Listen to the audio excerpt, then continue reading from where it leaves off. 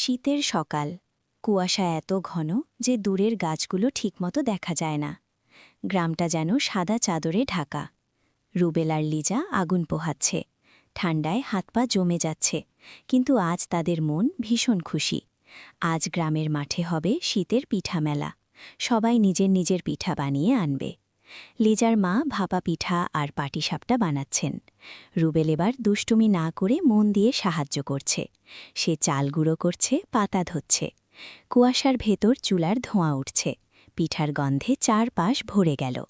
সবাই একসাথে পিঠার ঝুড়ি নিয়ে মেলার দিকে রওনা হল। রাস্তার দুই পাশে কুয়াশা আর ঠান্ডা হাওয়া। মেলায় গিয়ে দেখা গেল একটা ছোট বাচ্চা কাঁদছে। তার পিঠার ঝুড়ি পড়ে গেছে, সব নষ্ট।